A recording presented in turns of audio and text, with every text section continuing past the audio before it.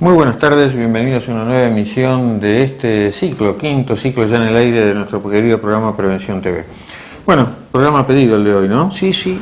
Tuve una paciente que vino y estaba con un problema renal y cuando me hizo el comentario, digo, nos miramos los dos y dijimos, pucha, nunca lo tratamos en el programa. Entonces digo, bueno... Estimada Elda, porque vos lo pediste de alguna manera, este programa también es para vos. Y bueno, nobleza obliga, si uno va a hablar de riñón hay que convocar a un nefrólogo. Ha tenido la gentileza de acudir a nuestro programa el doctor Jorge Restovich. No es solo nefrólogo, él es nefrólogo y director del Centro de Enfermedades Renales de Espeleta, pero además de esto es especialista en terapia intensiva y además vicepresidente del Círculo Médico de Quilmes. Demasiado ocupado para atendernos en el programa, ¿no? Pero aún así se ha hecho unos minutos para venir acá. Así que luego de un breve corte, Javier lo va a estar entrevistando para empezar probablemente una serie de programas sobre el tema, porque bueno, hay mucho por discutir, mucho por aprender y en definitiva la idea de que ustedes tengan conocimiento de estos es para que aprendan a cuidar de su salud. Así que luego de un breve corte estamos con el doctor Restovich.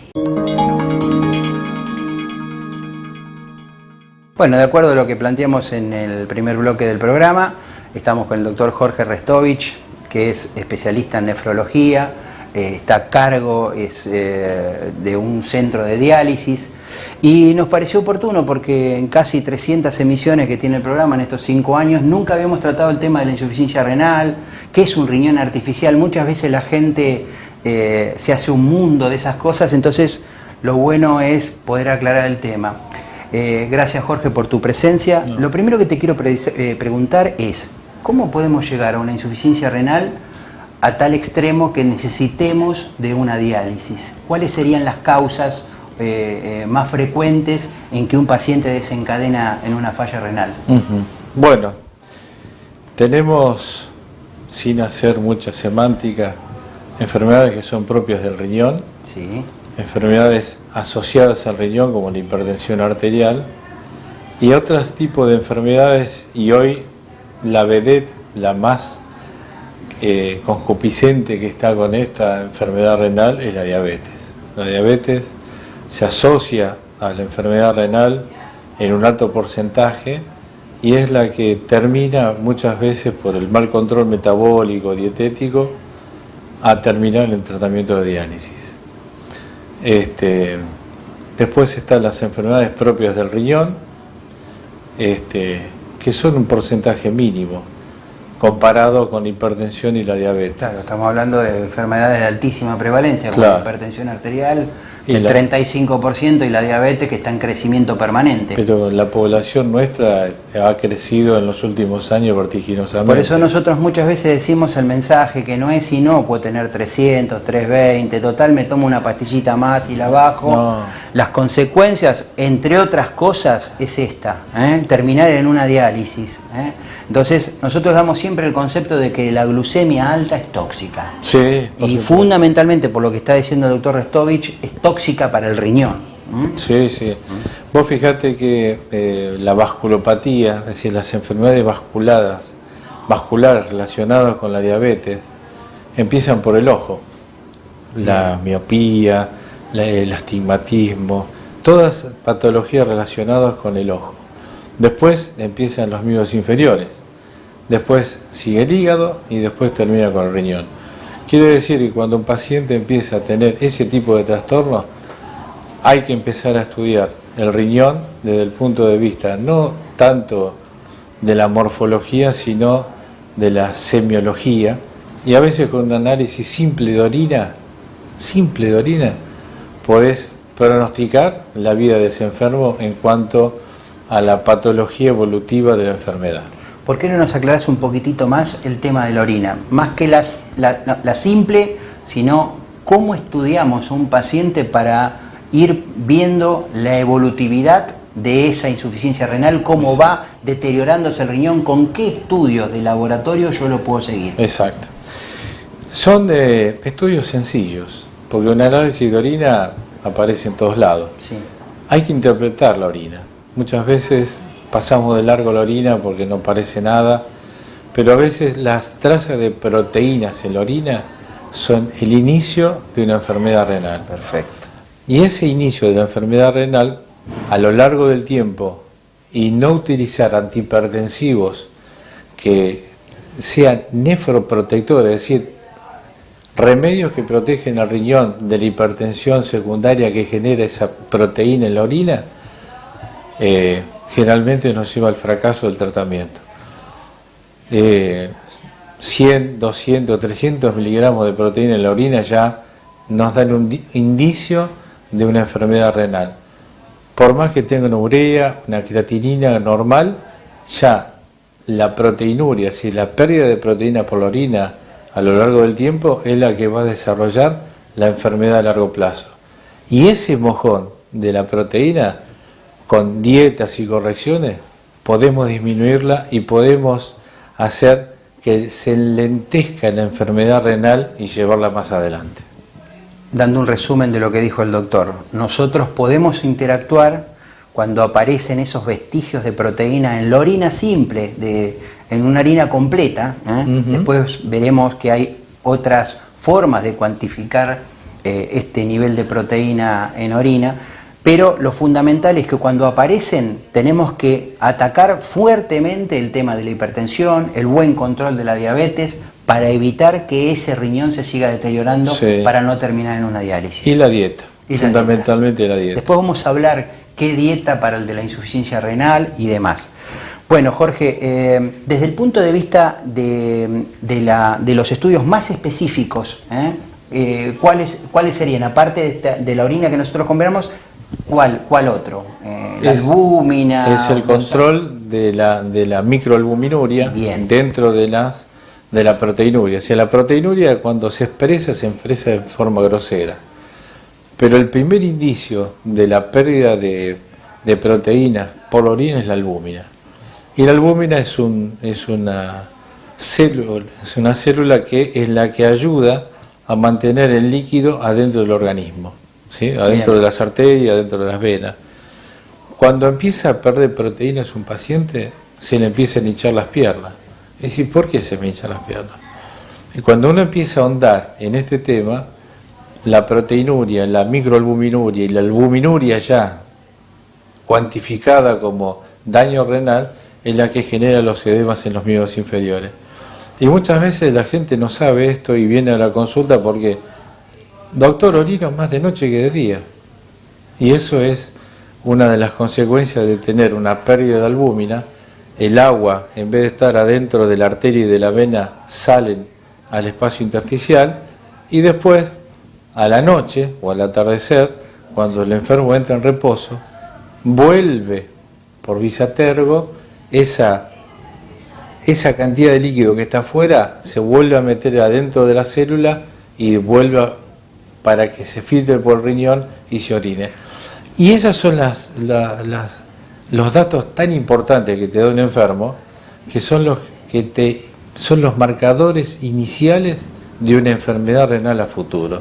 Perfecto. Lo que está diciendo el doctor, esos edemas que se generan en las piernas, o sea, la hinchazón en las piernas, cuando el paciente se acuesta, por una razón de tipo mecánica, al estar horizontal, tiene mayor facilidad para que ese líquido acumulado en las piernas regrese. Entonces eso es lo que ocurre, y a la noche se despierta a orinar varias veces para reabsorber ese edema que están en las piernas. Y paradójicamente por ahí el paciente se despierta con las piernas flacas. Y a lo largo del día después va acumulando nuevamente el líquido. Exacto. Así que, ojo a aquellos edemas que aparecen, ojo el tema, o sea que en conclusión podríamos decir, Jorge, tanto para la hipertensión arterial como para la diabetes, a lo largo de su evolutividad tendría que tener algún dosaje de albuminuria. Sí. Y después, si uno detecta, seguirlo y tratar de evitar de que siga progresando la enfermedad. Exacto. Una de las maneras de proteger a ese riñón es en forma farmacológica y en forma dietética. No te olvides que acá los argentinos estamos acostumbrados a comer grandes cantidades de carne todavía, a pesar de los precios. Sí. Pero esas cantidades de carne y de ingesta de la gente hacen que rebote más en el riñón toda esa proteinuria. No lo contés ahora, espera, lo dejamos ahí. Quédense ahí, no toquen el control remoto. Tras un breve corte continuamos con esto. Vamos a hablar fundamentalmente de la dieta, de las proteínas y demás, cuáles son los fármacos protectores del riñón, y cuál es la manera a través de la dieta de proteger nuestro riñón. Tras un breve corte continuamos con el programa.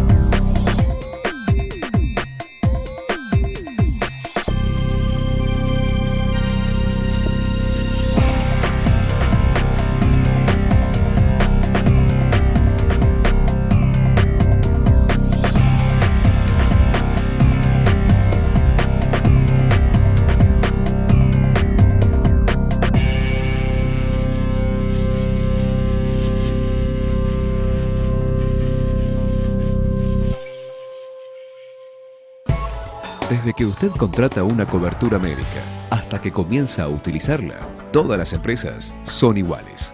Después, es mejor que sea el Círculo Médico de Quilmes, quien le ofrece a través de Femeva Salud Quilmes y Emedic una real libre elección del profesional en su consultorio particular y beneficiarse con su aporte de ley.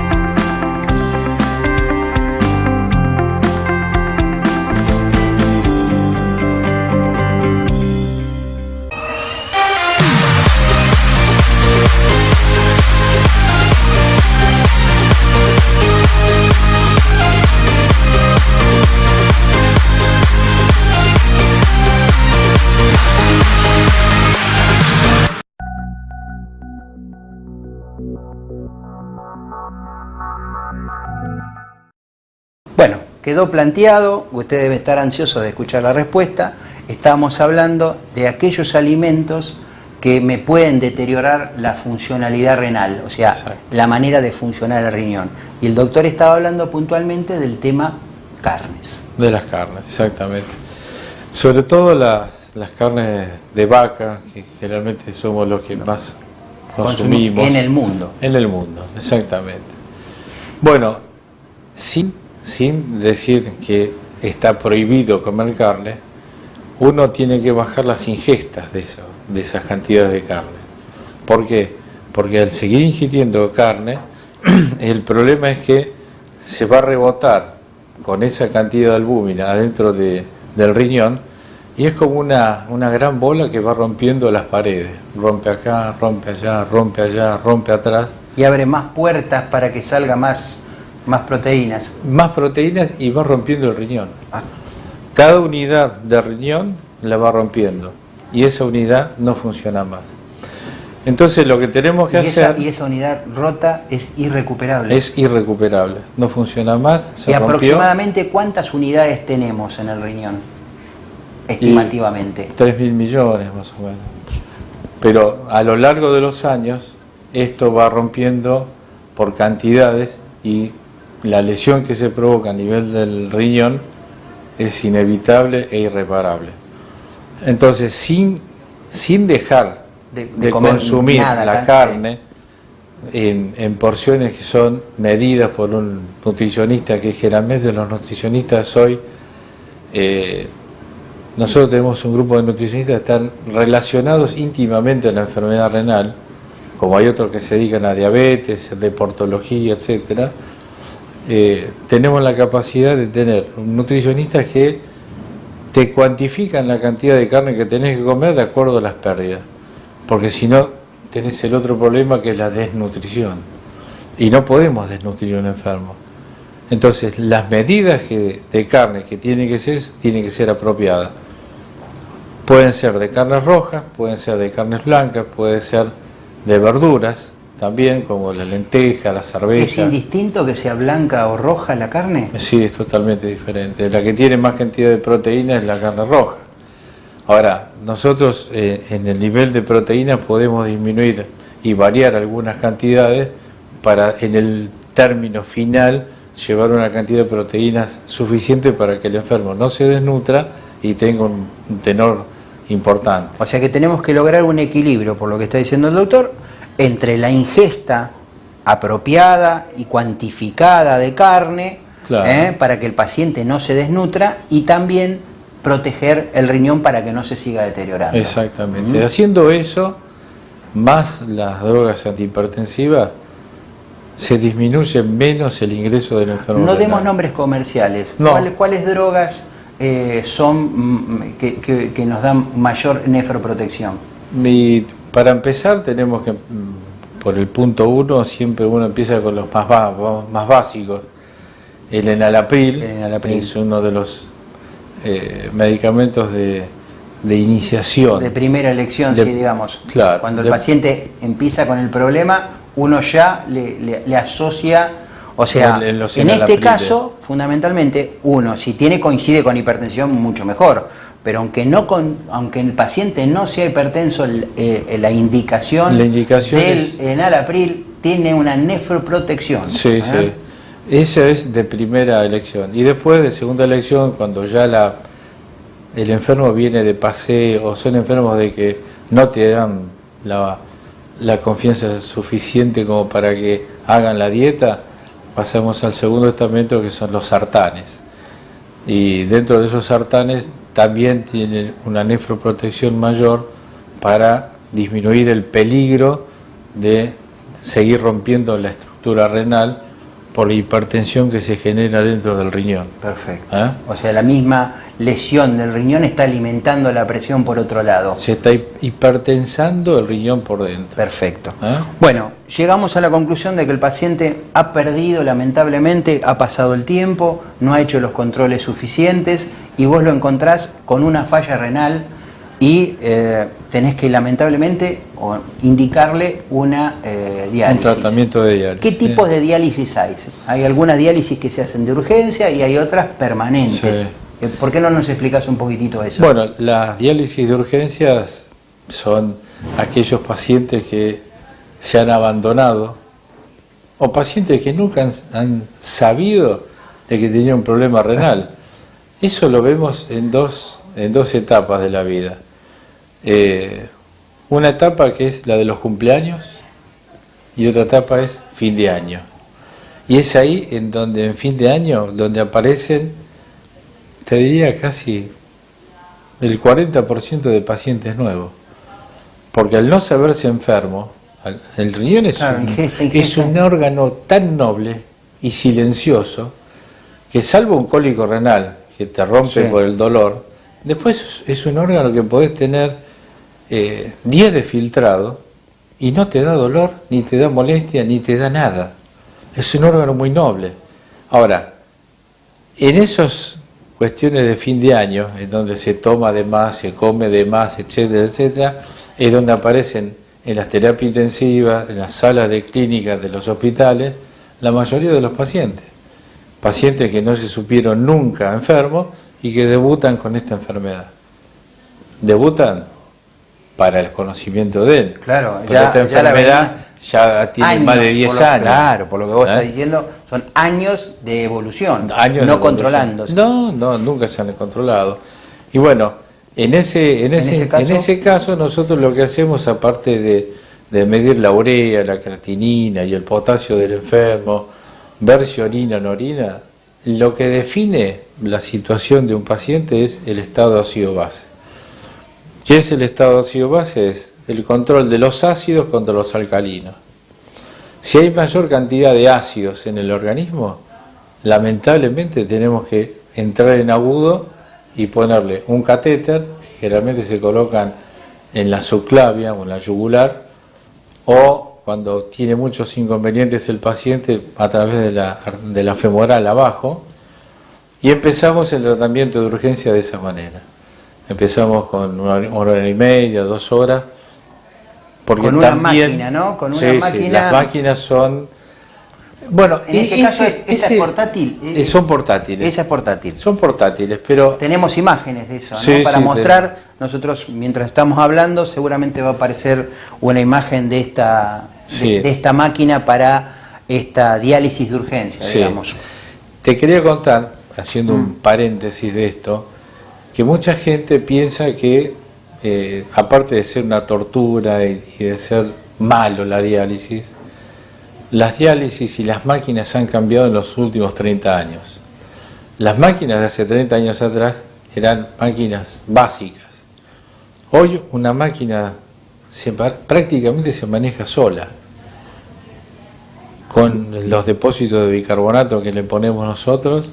La máquina hace su preparación, su preparado, analiza, y cuando ustedes vean la foto van a ver un montón de pantallitas que están ahí, que son las que van regulando la cantidad de bicarbonato que hay que ponerle para alcalinizar el pH de la sangre. Pero eso hay que hacerlo lentamente, porque hemos aprendido en estos 30 años que cuando se hace en agudo, muchas veces se lesiona más el pulmón y el organismo que el beneficio que le damos. Entonces, lo que hacemos ahora es correcciones lentas, de poco tiempo y diarias. Entonces, por ahí un tipo tenemos que dializarlo 5 o 6 días seguidos, 2 horas, porque el ácido que tiene el organismo se va disminuyendo en forma lenta y no en una forma abrupta que precipitaría que ese bicarbonato que nosotros le estamos poniendo precipite a nivel pulmonar. Perfecto. Entonces, estas diálisis de urgencia son muy riesgosas también, por todo el contexto que te estoy comentando. También el enfermo está en un periodo crítico. En un periodo crítico de su vida. ¿No? Después de 3 o 4 días, el enfermo se levanta de una manera maravillosa. Y vos decís, este tipo estaba en coma y hoy está despierto y empezando a tomar los líquidos. Bueno, la diálisis es eso hoy. La diálisis, con toda la tecnología que hoy nos han aportado, ha mejorado la calidad de vida, y ha mejorado la calidad de vida en pacientes de 80 años. Perfecto. Porque antes decíamos, bueno, la diálisis está para los jóvenes. Sí, está para los jóvenes, pero un paciente de 80 años que hasta hace 15 días estaba caminando en la calle solo, también merece tener su cuestión de vida sin estropeársela. Jorge, nos está corriendo mucho el tiempo. Me interesa que digas, que hables de la diálisis, cómo primero, qué se le hace al paciente para vos dializarlo después 2 o 3 veces por semana. La diálisis tradicional, no la de urgencia, la de el paciente... Bueno, le hacemos hacer ejercicios, sí. Se pone un lacito acá en la raíz del brazo, se le pone una pelotita de goma y empieza a hacer ejercicios para que desarrolle las venas, sí, y las arterias que tienen acá. Al desarrollarse esa vena, después se une la vena con la arteria, esa vena se arterializa, es decir, que toma la consistencia de una arteria, y nosotros podemos punzar una arteria y una vena. Perfecto. Para hacer el intercambio con los... Desde ahí se conecta la máquina, entonces. Desde ahí se conecta la máquina. O sea, en la fístula esa se conecta la máquina. Sí. Un cirujano vascular hace la fístula y de ahí se conecta. Exactamente. Y después se dializa 1, 2 o 3 veces. ¿Eso es de rigor? Eso es de rigor, y en los pacientes dependerá de la contextura, de la masa corporal, pero 4 horas por día cada diálisis son importantes para poder purificar ese organismo. Vos pensás que durante el día eliminás toxinas las 24 horas. Nosotros en 4 horas queremos hacer lo que el organismo hace en forma diaria cada 36 horas. Claro. Bueno, clarísimo, quedaron un montón de cosas pendientes. Seguramente, Jorge, te vamos a estar convocando para seguir hablando de estos. Vamos a hablar más detenidamente de la dieta. Por ahí convocaremos a alguna nutricionista de tu equipo, sí, como para que asesore a la gente que está pasando por la diálisis y por ahí no tiene ese nivel de control adecuado, o una nutricionista para que encare el tema de la dieta, que es importante y trascendente para la evolución de ese paciente. Así que muchas gracias por tu tiempo. Bueno, vamos a un breve corte y cerramos el programa. Bueno, llegamos así al final del programa. Esperamos que les haya gustado, esperamos que haya sido del agrado de todos. Desde luego el doctor Restovich va a estar disponible para contestar las preguntas que tengan. No olviden remitirnos las mismas a la página de Facebook o bien a través de mail, de manera de poder hacérselas llegar a él. Pero bueno, ha sido una cosa interesante, ¿no? Desde el punto de vista de plantear que nos ha quedado por hablar de diálisis, pero que la diálisis en definitiva hoy, como él lo señaló en algún momento, cambió mucho en los últimos 30 años. Ya no es algo que termine con la vida de un enfermo, o que un enfermo tenga que aceptar necesariamente que su calidad de vida va a disminuir. De hecho, tenemos pruebas públicas de esto, ¿no? Algún conocido periodista... Sí, la Nata, es público porque él se dializa, está en plan de trasplante, así que obviamente que lo que charlamos con el doctor Restovich, y por ahí no hubo tiempo de decirlo, es que lejos de terminar con la vida del paciente, al contrario, lo reintegra a su vida cotidiana de manera prácticamente absolutamente normal, con 3 diálisis semanales. Así que bueno, quedaron muchas cosas pendientes. Es un tema muy grande, muy abarcativo y de una altísima prevalencia, así que vamos a continuar con este tema. Vamos a traer nutricionistas, va a volver el doctor Restovich, hay que hablar de diálisis peritoneal, sí, quedan 2 temas pendientes. Muchas cosas. Por un lado, el doctor Restovich dijo algo que es crítico, en el sentido de que habló de que es un órgano noble pero a la vez silencioso. O sea, por allí no hay síntomas hasta que es tarde. Todo lo que sea útil en cuanto a poder prevenirlo, hay que incorporarlo.